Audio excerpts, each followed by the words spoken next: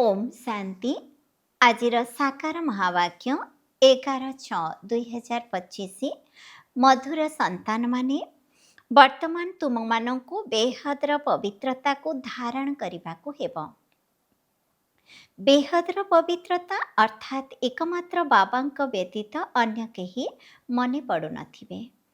प्रश्न, बाबांक ठारु संपत्ति नेबार पूर्वर पुरुषार्थ एवं संपत्ति नेबार परवर्ती स्थिति रे कौन पार्थक्य रही? उत्तर, जेतेबेले तुमे माने बाबांक ठारु संपत्ति नेउछ सेतेबेले देहर सबु संबंध को छाड़ी एकमात्र बाबांकु मने पकाइबार पुरुषार्थ करुछ एवं जेतेबेले संपत्ति मिल जाउछि सेतेबेले बाबांकु भूली जाउछ। जेहेतु एबे संपत्ति नेबार अछि तेणु एबे आउ काहा सहित नुआ संबंध जोड़िबार नाही, नचेत भूलिबा पई कष्टकर हेब। तेणु सबु किछि भूली जणको ही मने पकाओ, तेबे संपत्ति मिल जिवो। ओम शांति। मीठा मीठा आत्मिक पिलामानंकु बाबा बुझाउछंती जे ज्ञानी एवं अज्ञानी काहा काहाकु कहा जाउछि एकथा केवल तुमी ब्राह्मण माने ही जानुछ। ज्ञान हेला पाठ पढ़ा जहा द्वारा तुमे जानिगल जे आमे आत्मा एवं सी परम पिता परमात्मा। तुमे माने जेतेबेले सेठारु मधुबन को आसुछ सेतेबेले प्रथमे निश्चय निजको आत्मा भाबुछ। आमे जाउछ निज बाबांक पाखको। बाबा शिव बाबा को कही थांती शिव बाबा प्रजापिता ब्रह्मा बाबा शरीर रे अछंती, तेणु से मध्य बाबा होई गले। तुमे घरु बाहरिबा समय रे भाबी थाओ जे आमे बापदादा पाखको जाउछु। तुमे चिठी रे मध्य लेखि थाओ बापदादा शिव बाबा ब्रह्मा दादा आमे बाबा पाखको जाउछु। बाबा कल्प कल्प आम सहित मिसी थांती। बाबा आमको बेहद पवित्र करी बेहदर संपत्ति देउछंती। पवित्रतार हद एवं बेहद रहिछि। तुमे माने बेहद पवित्र सतोप्रधान हेबा पई पुरुषार्थ करुछ। क्रमानुसारे तो थांती बेहदर पवित्रता अर्थात एकमात्र बेहदर बाबांक व्यतीत आउ कहार स्मृति न आसिबा। से बाबा बहुत मिठा अटंती। से उच्चरु उच्च भगवान अटंती एवं बेहदर पिता अटंती। से समस्तंकर पिता एक कथा तुमे माने ही जानिछ। बेहदर पिता सबुबेले भारत रे ही आसी थांती। एठाकु आसी बेहदर सन्यास कराई थांती। सन्यास मध्य मुख्य अटे ना, जहाकु वैराग्य कहा जाउछि। बाबा समग्र पुरुणा छी छी दुनियारू वैराग्य कराउछंती। कहउछंती पिला माने एही पुरुणा दुनियारू बुद्धिर जोग हटाई दियो। एहार नाम ही होछि नरक दुःखधाम। केही मरीगले निजे मध्य कही थांती स्वर्गवासी हेला, तेबे निश्चित नरकरे थिला ना। एबे तुमे माने बुझी पारुछ जे माने जहा कहउछंती ताहा सब भूल। बाबा स्वर्गवासी हेबा पई यथार्थ कथा कहउछंती, सेथिपई एबे ही पुरुषार्थ करिबाको होइथाए। स्वर्गवासी हेबा पई मध्य बाबांक व्यतीत आउ केही पुरुषार्थ कराई परिबे नाही। तुमे माने एबे पुरुषार्थ करुछ आमे माने 21 जन्म पाई किपरि स्वर्गवासी हेबो कहिला वाला हेउछंती बाबा। तांको कहा जाउछि स्वर्गीय ईश्वर पिता। सी निजे आसी कहउछंती पिला माने मु प्रथमे तुमको शांतिधाम को नै जिबी। मालिक अटना, तेणु प्रथमे शांतिधाम जाई पुणी सुखधाम को अभिनय करिबा पई आसीबो। आमे शांतिधाम को गले सबु धर्मर आत्मा माने मध्य शांतिधाम को जिबे। बुद्धि रे पूरा एही ड्रामार चक्र को मने रखिबा को हेबो। आमे सबु जीवा शांतिधाम को, पुणी आमे ही प्रथमे आसी बाबांक ठारो संपत्ति पाई थाओ। तेबे जाहांक ठारो संपत्ति पाइबार थिबो तांको स्मरण निश्चित करिबा को हेबो। पिलामाने जानिछंती जे संपत्ति मिलिगले पुणी बाबांकर स्मृति भूली होई जिवो। संपत्ति तो बहुत सहज उपाय रे मिली थाए। बाबा सम्मुखरे कहउछंती मधुर संतान माने तुमर जहा किछि देहर संबंध अछि से सब को भूली जाओ। वर्तमान कौनसी भी नुआ संबंध जोड़ नाही। जदि कौनसी संबंध जोड़िब तेबे पुणी ताको भूलिबाको पड़िब। धरि निय पुओ किंबा झियो जन्म हेले तेबे ताहा मध्य जंजाल हेला। अधिकंकु मने पकाइबाको पड़िला ना। बाबा कहउछंती समस्तंकु भूली केवल जनकु ही मने पकाओ। से ही आमर पिता टीचर गुरु आदि सब किछि अटंती।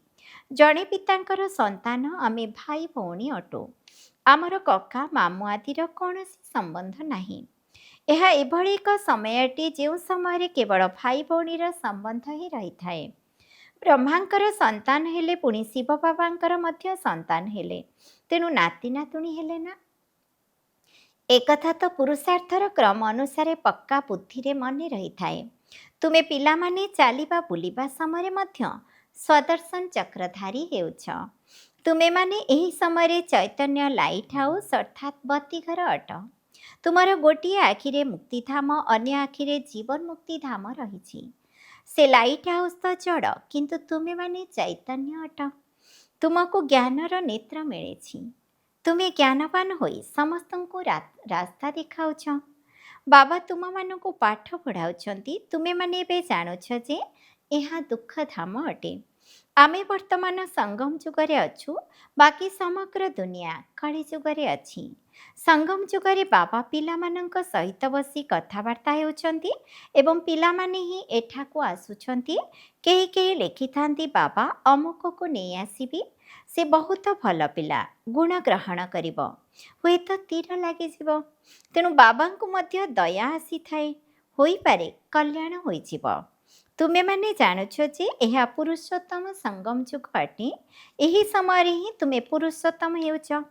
କଳିଯୁଗରେ ସମସ୍ତେ କନିଷ୍ଠ ପୁରୁଷ, ଯିଏକି ଉତ୍ତମ ପୁରୁଷ ଲକ୍ଷ୍ମୀ ନାରାୟଣଙ୍କୁ ନମସ୍କାର କରୁଛନ୍ତି। ସତ୍ୟଯୁଗରେ କେହି ବି କାହାକୁ ନମସ୍କାର କରିନଥାନ୍ତି।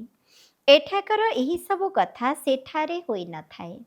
ଏକଥା ମଧ୍ୟ ବାବା ବୁଝାଉଛନ୍ତି, ଯଦି ଭଲ ଭାବରେ ବାବାଙ୍କର ସ୍ମୃତିରେ ରହି ସେବା କରିବ, ତେବେ ଆଗକୁ ଗଲେ ତୁମକୁ ସାକ୍ଷାତକାର ମଧ୍ୟ ହେବ। ତୁମେ କାହାର ହେଲେ ଭକ୍ତି ଆଦି କରୁନାହଁ।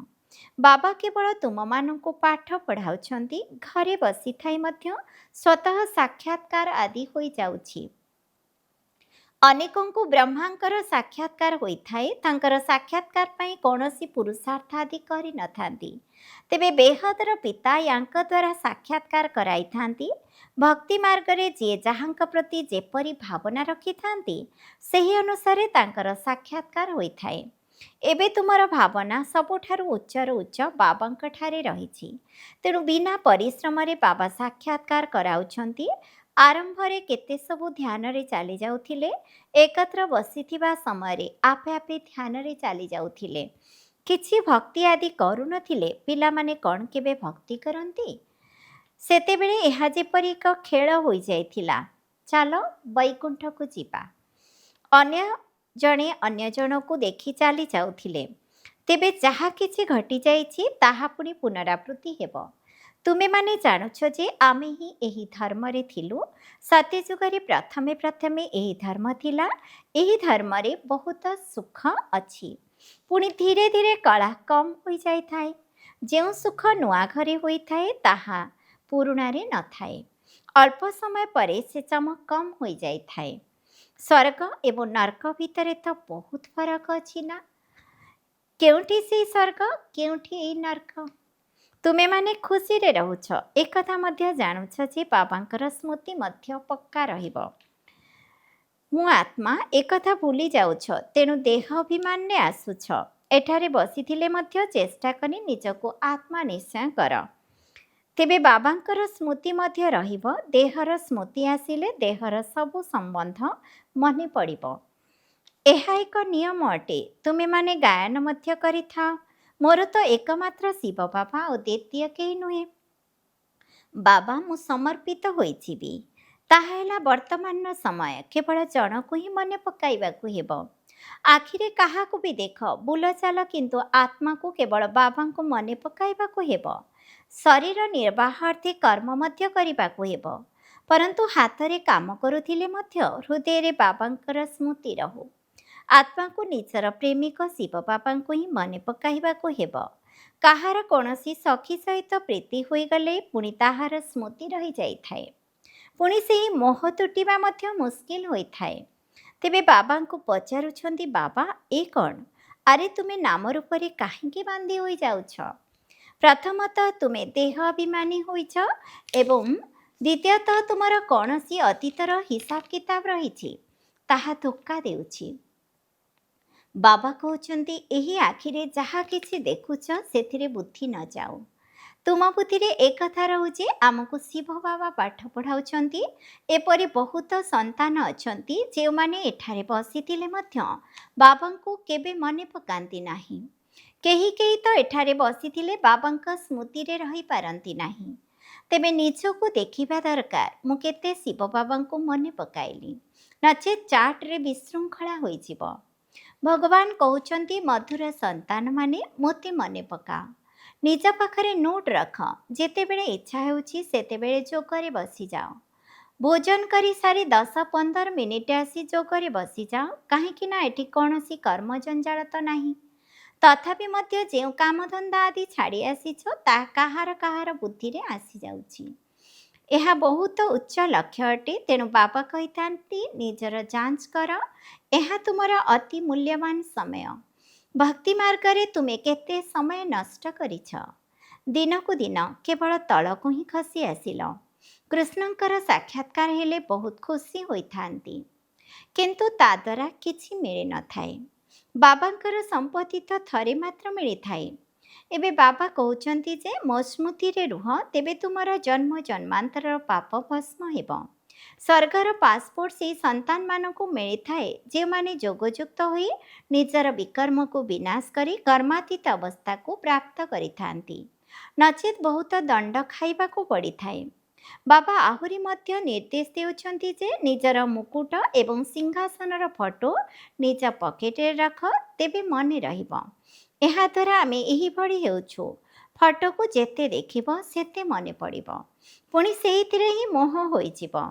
ମୁଁ ଏହିଭଳି ହେବାକୁ ଯାଉଛି। ନରରୁ ନାରାୟଣ ଚିତ୍ର ଦେଖି ଖୁସି ଲାଗିବ।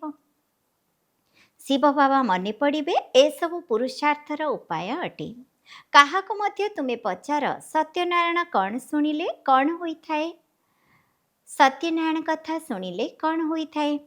ଆମର ବାବା ଆମକୁ ସତ୍ୟନାରାୟଣ କଥା ଶୁଣାଉଛନ୍ତି। ସେମାନେ କିପରି 84 ଜନ୍ମ ନେଇଛନ୍ତି ତାର ମଧ୍ୟ ହିସାବ ତ ଦରକାର ନା। ସମସ୍ତେ ତ 84 ଜନ୍ମ ନେବେ ନାହିଁ। ଦୁନିଆକୁ ତ କିଛି ବି ଜଣା ନାହିଁ। ଏମିତି କେବଳ ମୁହଁରେ କହିଦେଇଥାନ୍ତି। ଏହାକୁ ହିଁ କୁହାଯାଇଥାଏ ପୋଥିବିଦ୍ୟା। ଏହା ତ ତୁମର ବାସ୍ତବ କଥା। ଏବେ ଯାହା ହେଉଛି ତାହାର ପୁଣି ଭକ୍ତି ମାର୍ଗରେ ପୁସ୍ତକ ଆଦି ତିଆରି ହେବ। ତୁମେ ସ୍ୱଦର୍ଶନ ଚକ୍ରଧାରୀ ହୋଇ ବିଷ୍ଣୁପୁରୀରେ ଯାଇ ଜନ୍ମ ନେଉଛ। ଏହା ନୂଆ କଥା ଅଟେ। ରାବଣ ରାଜ୍ୟ ମିଥ୍ୟା ଖଣ୍ଡ, ପୁଣି ସତ୍ୟଖଣ୍ଡ ରାମରାଜ୍ୟ ହେବ। ଏକଥା ଚିତ୍ରରେ ବହୁ ସ୍ପଷ୍ଟ ରୂପେ ରହିଛି। ଏବେ ଏହା ପୁରୁଣା ଦୁନିଆର ଶେଷ ସମୟ ଅଟେ। 5000 ବର୍ଷ ପୂର୍ବେ ମଧ୍ୟ ବିନାଶ ହୋଇଥିଲା। ଯେଉଁ ବୈଜ୍ଞାନିକମାନେ ଅଛନ୍ତି ତାଙ୍କ ବୁଦ୍ଧିରେ ଆସୁଛି ଯେ ଯାହା ସବୁ ଆମେ କରୁଛୁ ଆମକୁ କେହି ଜଣେ ପ୍ରେରଣା ଦେଉଛି। ସେମାନେ ଏକଥା ମଧ୍ୟ ଜାଣିଥାନ୍ତି ଆମେ ଏହିଭଳି ତିଆରି କରିବୁ ଯାହାଦ୍ୱାରା ସବୁ ସମାପ୍ତ ହୋଇଯିବ। କିନ୍ତୁ ସେମାନେ ପରବଶ ଅଟନ୍ତି, ଡରୁଛନ୍ତି। ଜାଣିଥାନ୍ତି ଯେ ଘରେ ବସି ଗୋଟିଏ ବମ୍ ଛାଡ଼ିବୁ ତ ସବୁ ସମାପ୍ତ ହୋଇଯିବ। ଏରୋପ୍ଲେନ୍ ପେଟ୍ରୋଲ ଆଦିର ମଧ୍ୟ ଦରକାର ପଡ଼ିବ ନାହିଁ। ତେବେ ବିନାଶ ତ ନିଶ୍ଚିତ ହେବ। ନୂଆ ଦୁନିଆ ସତ୍ୟଯୁଗ ଥିଲା। ଯୀଶୁଖ୍ରୀଷ୍ଟଙ୍କର 3000 ବର୍ଷ ପୂର୍ବେ ସ୍ୱର୍ଗ ଥିଲା। ଏବେ ପୁଣି ସେହି ସ୍ୱର୍ଗର ସ୍ଥାପନା ହେଉଛି। ଆଗକୁ ଗଲେ ସବୁ କିଛି ବୁଝିପାରିବେ। ତୁମେ ଜାଣୁଛ ଯେ ସ୍ଥାପନା ନିଶ୍ଚିତ ହେବ। ଏଥିରେ ତ ପାଇ ପଇସାର ମଧ୍ୟ ସନ୍ଦେହ ନାହିଁ। ଏହି ଡ୍ରାମା କଳ୍ପ ପୂର୍ବ ଭଳି ଅତିକ୍ରାନ୍ତ ହୋଇ ଚାଲିଛି। ତେବେ ଡ୍ରାମା ନିଶ୍ଚିତ ତୁମମାନଙ୍କୁ ପୁରୁଷାର୍ଥ କରାଇବ। ଏପରି ମଧ୍ୟ ନୁହେଁ ଯାହା ଡ୍ରାମାରେ ଥିବ ତାହା ହେବ। ପଚାରିଥାନ୍ତି ପୁରୁଷାର୍ଥ ବଡ଼ ନା ପ୍ରାରବ୍ଧ ବଡ଼? ପୁରୁଷାର୍ଥ ବଡ଼, କାହିଁକି ନା ପୁରୁଷାର୍ଥରେ ହିଁ ପ୍ରାରବ୍ଧ ମିଳିଥାଏ। ପୁରୁଷାର୍ଥ ବ୍ୟତୀତ କେବେ କେହି ରହିପାରିବେ ନାହିଁ। ତୁମେମାନେ ଏବେ ପୁରୁଷାର୍ଥ କରୁଛ ନା? କେଉଁ କେଉଁ ସ୍ଥାନରୁ ପିଲାମାନେ ଆସୁଛନ୍ତି, ପୁରୁଷାର୍ଥ କରୁଛନ୍ତି, କହୁଛନ୍ତି ବାବା ଆମେ ଭୁଲି ଯାଉଛୁ। ଆରେ ଶିବ ବାବା ତୁମକୁ କହୁଛନ୍ତି ଯେ ମୋତେ ମନେ ପକାଅ। କାହାକୁ କହୁଛନ୍ତି? ମୋ ଆତ୍ମାକୁ କହୁଛନ୍ତି। ବାବା ଆତ୍ମାମାନଙ୍କ ସହିତ ହିଁ କଥାବାର୍ତ୍ତା ହେଉଛନ୍ତି। ଶିବ ବାବା ହିଁ ପତିତ ପାବନ ଅଟନ୍ତି। ଏହାଙ୍କର ଆତ୍ମା ମଧ୍ୟ ତାଙ୍କଠାରୁ ଶୁଣୁଛି। ତୁମମାନଙ୍କୁ ଏକଥା ପକ୍କା ନିଶ୍ଚୟ ରହିବା ଦରକାର ଯେ ବେହଦର ପିତା ଆମକୁ ବିଶ୍ୱର ମାଲିକ କରୁଛନ୍ତି। ସେ ଉଚ୍ଚରୁ ଉଚ୍ଚ, ମିଠାରୁ ମିଠା ବାବା ଅଟନ୍ତି। ଭକ୍ତି ମାର୍ଗରେ ଆମେମାନେ ତାଙ୍କୁ ହିଁ ମନେ ପକାଉଥିଲୁ। ଗାୟନ ମଧ୍ୟ କରୁଛନ୍ତି ଯେ ତୁମର ଗତି ମତି ଭିନ୍ନ ଅଟେ। ତେଣୁ ନିଶ୍ଚିତ ମତ ଦେଇଥିଲେ ଏବେ ତୁମ ବୁଦ୍ଧିରେ ଅଛି ଏତେ ସବୁ ମନୁଷ୍ୟ ସମସ୍ତେ ଘରକୁ ଫେରିବେ। ବିଚାର କର କେତେ ଆତ୍ମା ଅଛନ୍ତି, ସମସ୍ତଙ୍କର ସମ୍ପ୍ରଦାୟ ଅଛି। ସବୁ ଆତ୍ମାମାନେ ପୁଣି କ୍ରମାନୁସାରେ ପରମ ଧାମରେ ଯାଇ ବସିବେ। ସ୍କୁଲରେ ଶ୍ରେଣୀରୁ ଉତ୍ତୀର୍ଣ୍ଣ ହେଲେ ନମ୍ବର ଅନୁଯାୟୀ ବସିଥାନ୍ତି ନା? ତୁମେ ମଧ୍ୟ ନମ୍ବର ଅନୁସାରେ ଯାଉଛ। ଛୋଟ ବିନ୍ଦୁ ଆତ୍ମା ନମ୍ବର ଅନୁସାରେ ଯାଇ ସେଠାରେ ବସିବ, ପୁଣି ନମ୍ବର ଅନୁସାରେ ପାଠ କରିବା ପାଇଁ ଆସିବ। ଏହା ରୁଦ୍ରମାଳା ଅଟେ। ବାବା କହୁଛନ୍ତି ଏତେ କୋଟି ଆତ୍ମାମାନଙ୍କର ମାଳା ଅଛି, ଉପରେ ମୁଁ ଫୁଲ ଅଛି। ଅଭିନୟ କରିବା ପାଇଁ ସମସ୍ତେ ଏଠାକୁ ହିଁ ଆସିଥାନ୍ତି। ଏହିଭଳି ଡ୍ରାମା ତିଆରି ହୋଇଛି। କୁହାଯାଇଛି ଯେ ଏହା ପୂର୍ବ ପ୍ରସ୍ତୁତ ଡ୍ରାମା ଅଟେ। କିପରି ଏହି ଡ୍ରାମା ଚାଲୁଛି ତାହା ତୁମେମାନେ ଜାଣିଛ। ତୁମେମାନେ ସମସ୍ତଙ୍କୁ ଏକଥା ଜଣା ଯେ ନିଜକୁ ଆତ୍ମା ଭାବି ବାବାଙ୍କୁ ମନେ ପକାଇଲେ ତୁମର ବିକର୍ମ ବିନାଶ ହେବ, ପୁଣି ତୁମେମାନେ ଘରକୁ ଚାଲିଯିବ। ଏହା କେତେ ମେହନତର କଥା। ସମସ୍ତଙ୍କୁ ରାସ୍ତା ଦେଖାଅ, ଏହା ହିଁ ତୁମର କର୍ତ୍ତବ୍ୟ। ତୁମେ କୌଣସି ଦେହଧାରୀଙ୍କ ପ୍ରତି କାହାକୁ ଆକର୍ଷିତ କରାଉନାହ। ବାବା ତ କହୁଛନ୍ତି ମୋତେ ମନେ ପକାଅ, ତେବେ ପାପ ଭସ୍ମ ହୋଇଯିବ। ବାବା ଯାହା ନିର୍ଦ୍ଦେଶ ଦେଉଛନ୍ତି ତାହା ତ କରିବାକୁ ପଡ଼ିବ। ଏଥିରେ ପଚାରିବାର କ'ଣ ଅଛି? କେମିତି ବି ହେଉ ବାବାଙ୍କୁ ସ୍ମରଣ ନିଶ୍ଚିତ କର। ଏଥିରେ ବାବା କୃପା କ'ଣ କରିବେ? ଯୋଗ ତ ତୁମକୁ କରିବାକୁ ପଡ଼ିବ। ସମ୍ପତ୍ତି ତୁମକୁ ନେବାକୁ ହେବ। ବାବା ସ୍ୱର୍ଗର ରଚୟିତା ଅଟନ୍ତି, ତେବେ ନିଶ୍ଚିତ ସ୍ୱର୍ଗର ସମ୍ପତ୍ତି ମିଳିବ।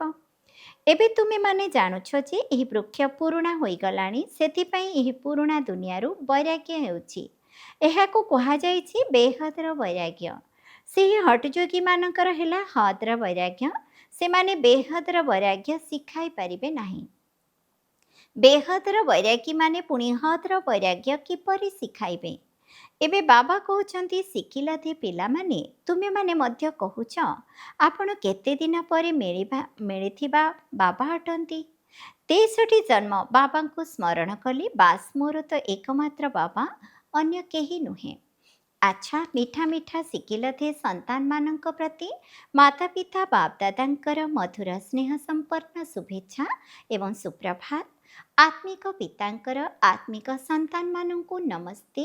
ଆମ ଆତ୍ମିକ ସନ୍ତାନମାନଙ୍କର ମଧ୍ୟ ଆତ୍ମିକ ପିତାଙ୍କୁ ନମସ୍ତେ, ନମସ୍ତେ, ନମସ୍ତେ। ଧାରଣା ପାଇଁ ମୁଖ୍ୟ ସାରାଂଶ 1 ନମ୍ବର, ସ୍ୱର୍ଗକୁ ଯିବାର ପାସପୋର୍ଟ ନେବା ପାଇଁ ବାବାଙ୍କୁ ମନେ ପକାଇ ନିଜର ବିକର୍ମକୁ ବିନାଶ କରି କର୍ମାତୀତ ସ୍ଥିତିକୁ ଯିବାକୁ ହେବ। ଦଣ୍ଡରୁ ମୁକ୍ତି ପାଇବାର ପୁରୁଷାର୍ଥ କରିବାକୁ ହେବ। 2 ନମ୍ବର, ଜ୍ଞାନବାନ ଆତ୍ମା ହୋଇ ସମସ୍ତଙ୍କୁ ରାସ୍ତା ଦେଖାଇବାକୁ ହେବ। ଚୈତନ୍ୟ ଲାଇଟ୍ ହାଉସ୍ ଅର୍ଥାତ୍ ବତୀଘର ହେବାକୁ ପଡ଼ିବ। ସର୍ବଦା ଗୋଟିଏ ଆଖିରେ ଶାନ୍ତିଧାମ ଏବଂ ଅନ୍ୟ ଆଖିରେ ସୁଖଧାମକୁ ଦେଖିବାକୁ ହେବ। ଏହି ଦୁଃଖଧାମକୁ ଭୁଲିଯିବାକୁ ହେବ। ବରଦାନ, ପ୍ରତ୍ୟେକ ଆତ୍ମାକୁ ଉଚ୍ଚରୁ ଉଚ୍ଚକୁ ଉଠାଇବାର ଭାବନା ରଖି ସମ୍ମାନ ଦେଉଥିବା ଶୁଭ ଚିନ୍ତକ ହୁଅ। ପ୍ରତ୍ୟେକ ଆତ୍ମା ପ୍ରତି ଶ୍ରେଷ୍ଠ ଭାବନା ଅର୍ଥାତ୍ ଉଚ୍ଚକୁ ଉଠାଇବାର ବା ଆଗକୁ ବଢ଼ାଇବାର ଭାବନା ରଖିବା ଅର୍ଥ ଶୁଭ ଚିନ୍ତକ ହେବା। ନିଜର ଶୁଭ ବୃତ୍ତି ଦ୍ୱାରା, ଶୁଭଚିନ୍ତକ ସ୍ଥିତି ଦ୍ୱାରା ଅନ୍ୟମାନଙ୍କର ଅବଗୁଣକୁ ମଧ୍ୟ ପରିବର୍ତ୍ତନ କରିଦେବା।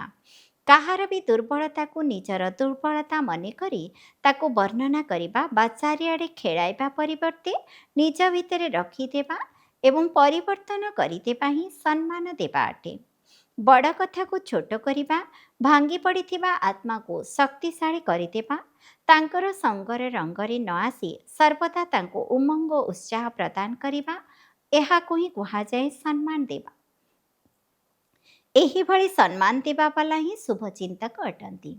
ସ୍ଲୋଗାନ, ପୁରୁଣା ସ୍ୱଭାବ ସଂସ୍କାର ହିଁ ତ୍ୟାଗର ଭାଗ୍ୟକୁ ସମାପ୍ତ କରିଦେଇଥାଏ, ସେଥିପାଇଁ ଏହାକୁ ମଧ୍ୟ ତ୍ୟାଗ କର। ଅବ୍ୟକ୍ତ ଇଶାରା, ଆତ୍ମିକ ସ୍ଥିତିରେ ରହିବାର ଅଭ୍ୟାସ କର ଏବଂ ଅନ୍ତର୍ମୁଖୀ ହୁଅ। ଯେପରି ବ୍ରହ୍ମା ବାବା ଏକାନ୍ତ ପ୍ରିୟ ହୋଇଥିବା କାରଣରୁ ସର୍ବଦା ଅନ୍ତର୍ମୁଖୀ ସ୍ଥିତିରେ ରହୁଥିଲେ। ମୁଁ ଆତ୍ମା ଅଟେ, ମୁଁ ଆତ୍ମା ଅଟେ। ଏହି ପାଠକୁ ପକ୍କା କରିଥିଲେ, ଯେଉଁ କାରଣରୁ ସେ ନିଜେ ମଧ୍ୟ ସର୍ବଦା ଶାନ୍ତି ଏବଂ ସୁଖର ସାଗରରେ ବୁଡ଼ି ରହୁଥିଲେ ଏବଂ ଅନ୍ୟମାନଙ୍କୁ ମଧ୍ୟ ନିଜର ଶୁଦ୍ଧ ସଂକଳ୍ପ ଏବଂ ଶୁଦ୍ଧ ପ୍ରକମ୍ପନ ଦ୍ୱାରା, ମନର ବୃତ୍ତି ଏବଂ ବାଣୀ ଦ୍ୱାରା, ସମ୍ବନ୍ଧ ସମ୍ପର୍କ ଦ୍ୱାରା ଶାନ୍ତିର ବା ସୁଖର ଅନୁଭୂତି କରାଇ ଚାଲିଥିଲେ। ଏହିଭଳି ତୁମେମାନେ ମଧ୍ୟ ନିଜର ପିତାଙ୍କୁ ଅନୁସରଣ କର। ଓମ୍ ଶାନ୍ତି।